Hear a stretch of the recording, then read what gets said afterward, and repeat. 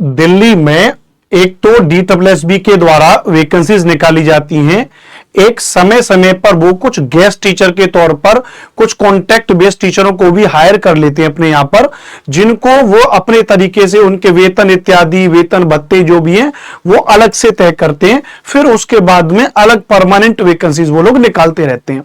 Same ऐसे ही एक दिल्ली में एक सीधी शिक्षक भर्ती निकली है, जल्दी कर दो आवेदन, जिसका वेतन है लगभग 30,000 प्लस, यानी लगभग मान के चलिए मैं एग्जैक्ट आपको बताऊंगा 35,000 रुपए प्रति महीने के हिसाब से आप इसमें कमा सकते हो। और इसमें आवेदन के लिए भी कोई खास फीस नहीं रखी है, निःशुल्क आवेदन है। तो इसको समझेंगे डायरेक्ट जो शिक्षक भर्ती है दिल्ली में। तो इसके लिए एक ये ऑफिशियल नोटिफिकेशन है, आप इसको जरा देखिएगा, government of national capital territory of Delhi उसके द्वारा यह निकला है। इसमें आप देखेंगे कि जो ये आपको दिखाई दे रहा है, यहां पर समझने की कोशिश करना, खुल जा भाई। तो आप इसमें यहां पे देखोगे तो 27/9/2023 का नोटिफिकेशन है। इसमें क्या है, पब्लिक नोटिफिकेशन है, public notice for drawing A panel of special education teacher and post of inclusive education cards in DOE और ऐसे इस तरीके से।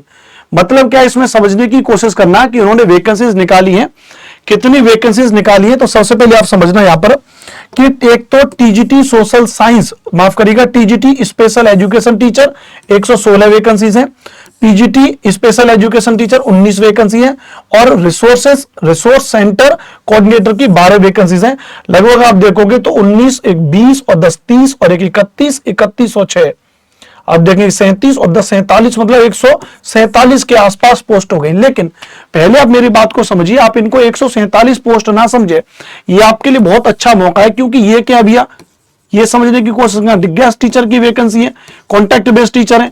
इसमें क्या कर लेते हैं, ये अपने पास एक बढ़िया अच्छा खासा डेटा कलेक्ट कर लेते हैं। तो अभी जितनी वैकेंसीज हैं उतने अध्यापकों का चयन कर लेंगे, फिर हर साल हर 6 महीने के बाद, साल भर के बाद ये अपने गेस्ट टीचर की वैकेंसीज निकालते रहते हैं। तो उसके आधार पर फिर ये अपने पुराने रिकॉर्ड्स में से उन अध्यापकों को बुलाते रहते हैं अपने यहाँ पर जरूरत पड़ने पर, जिन जिनकी इनको जरूरत पड़ती रहती है समय समय पर। तो आप इनको ये ना देखेंगे 147 वैकेंसीज हैं। आप यदि आप स्पेशल एजुकेशन टीचर SET अगर इसमें आपका डिप्लोमा डिग्री है तो आप इसमें अपने इसको फॉर्म को जरूर भरें। पूरी प्रोसेस को समझते हैं, क्या पूरी की पूरी कहानी है, सेंट्रल गवर्नमेंट की है लेकिन है गेस्ट टीचर के तौर पे। समझेंगे, थोड़ा सा कहानी को ऊपर लेके चलेंगे और इसको समझते हैं। Guest teacher shall be engaged purely on daily wages basis, यानी जो आपका रोजाना के हिसाब किताब पे आपको रखना होगा। Shall not be entitled to regular appointment, आपको रेगुलर अपॉइंटमेंट नहीं दिया जाएगा, पहले उन्होंने इस बात को कह दिया।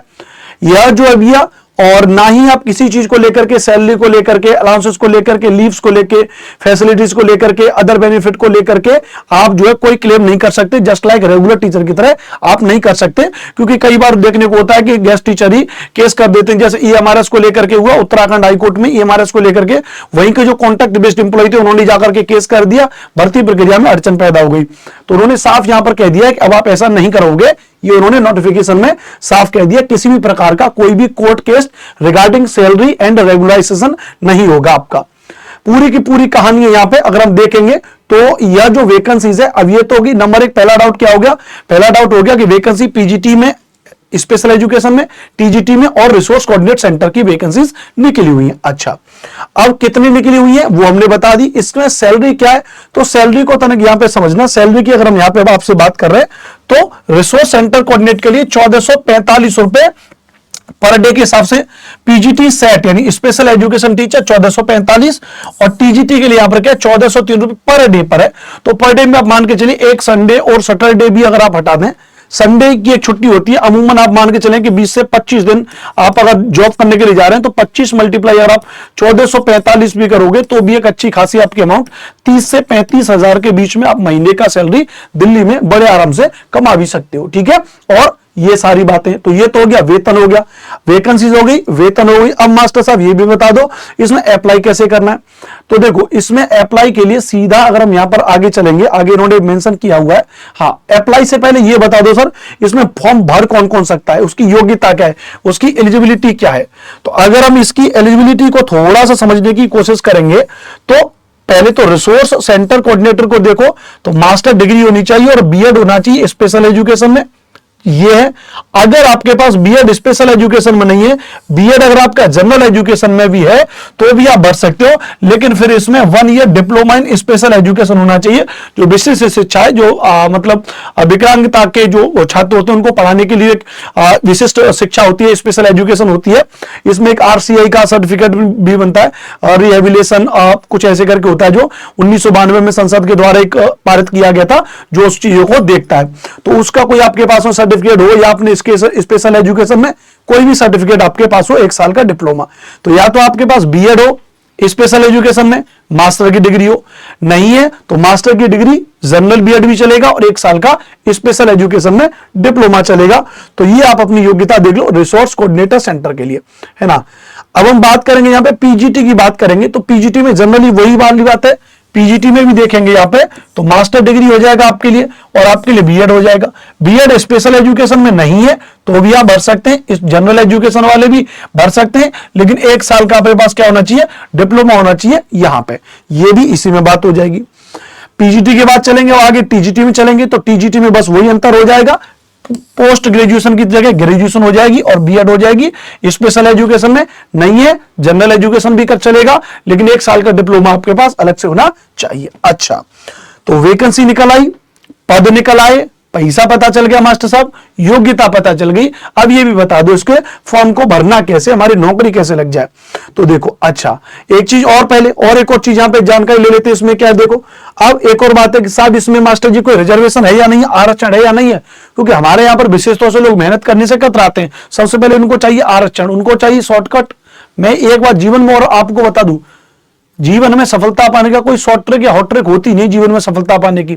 आज अगर कोई व्यक्ति बहुत सफल है, कोई व्यक्ति करोड़ 2 करोड़ कमा रहा है, अरबपति है, तो मान के चलिए उसने ऐसा समय भी देखा होगा, बुरे से बुरा समय भी। तो बस अगर आप जीवन में सफल होना चाहते हैं तो आपको बहुत ज्यादा मेहनत करनी पड़ेगी अपनी क्षमता से बाहर जाकर के।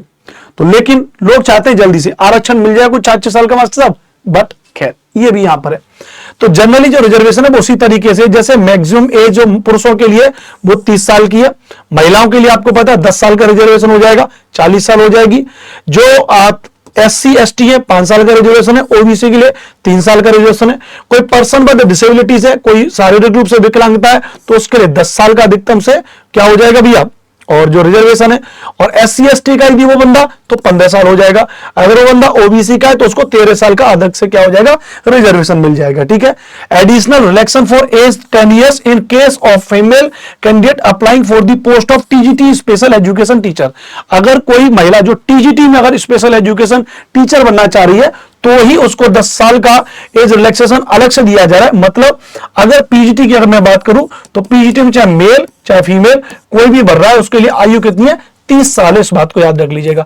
अगर टीजीटी में कोई भर रहा है तो मेल उसके लिए आयु 30 साल है, फीमेल उसके लिए यहां पे 10 साल का एक्स्ट्रा एज रिलैक्सेशन मिल रहा है, 40 साल। यहां पे अगर पीजीटी में कोई एससी या एसटी का बंदा है तो 30 साल, 30 में 5 साल का रिजर्वेशन हो गया, 35 साल हो जाएगी। अगर कोई ओबीसी का बंदा है तो 30 साल में 3 साल का रिजर्वेशन मिल जाएगा, 33 साल मिल जाएगी। और अगर बात करेंगे यहां पे और टीजीटी में बात करेंगे तो यहां पे एससी एसटी 35 हो जाएगा, ओबीसी यहां पे 33 हो जाएगा। महिलाओं के लिए यहां पे अलग से 10 साल का रिजर्वेशन है। जनरल वालों के लिए क्या भैया, 30 साल की आयु है, यानी उन्होंने जनरल में लेकर के जन्म लेकर के एक प्रकार से गुनाह कर दिया। उनको किसी प्रकार का रिजर्वेशन नहीं, उनको किसी प्रकार का आरक्षण नहीं है भैया। मैं इस बात को साफ कह रहा हूं, मैं किसी आरक्षण वारक्षण की बोल नहीं कर रहा हूं, मैं उसकी वकालत नहीं कर रहा हूं, लेकिन वास्तव में ये कुछ चीजें ऐसी हैं कि यहां पर खैर एक आरक्षण है, ये मुद्दा एक अलग है, इसको छोड़ते हैं ना। चलो खैर आगे चलेंगे। यहां पे इसके बाद में ये सारी की सारी हो जाएगी, ये रिजर्वेशन हो जाएगा। अच्छा, अब सीधे मुद्दे पर आ जाते हैं, फॉर्म कैसे भरेंगे। यहां पे आप देखेंगे इसमें लिखा हुआ है मोड ऑफ सिलेक्शन क्या है, the eligible candidate should submit their application online in the prescribed format and accordingly merit list shall be prepared for the said posts। यानी इसके लिए क्या होगी, इसमें अलग से पोस्ट से मतलब बाद में मेरिट निकलेगी, आपको ऑनलाइन जो है फॉर्म भर देना है। कहां पे फॉर्म भरेंगे, ये आपके लिए लिंक दे रखी है edudel.nic.in। इस लिंक पे आपको क्लिक करना है वेबसाइट पर, वहां अलग से आरआरसी रिक्रूटमेंट बना रखा है, गेस्ट टीचर के लिए वहां पे बना रखा है। और वहां पे आप जाकर के कल से 30 तारीख से 15 अक्टूबर तक आप इसमें फॉर्म भर सकते हैं। बहुत बढ़िया चीज है। चलिए देख लेते हैं यहां पे कुछ क्या है, edudel.nic.com है ना। तो इसको यहां पे हम सर्च करने की कोशिश करते हैं। तो edudel और nic.in। अच्छा, वेबसाइट तो है भैया, ये वेबसाइट खोल ली भी यहां पे, और ये वेबसाइट खोल ली तो जैसा उन्होंने कहा था, देखो हाँ, ये ना आरआर रिक्रूटमेंट ये दे रखा है, एंगेजमेंट ऑफ कंसल्टेंट वेरियस, यहां पे इसमें आप जाकर के क्या कर सकते हैं भैया, फॉर्म भर सकते हैं, मतलब माजरा बिल्कुल सही है। तो यह आपके लिए एक सामान्य सी जानकारी थी दिल्ली में सीधी शिक्षक भर्ती को करने की। पूरी संपूर्ण जानकारी मैंने आपको इससे रिलेटेड दे दी है, आप इसको जरूर देख लें, और वीडियो अगर अच्छी लग रही है तो चैनल को सब्सक्राइब कर देना, अपने दोस्तों को शेयर जरूर करना। थैंक यू वेरी मच, जय हिंद।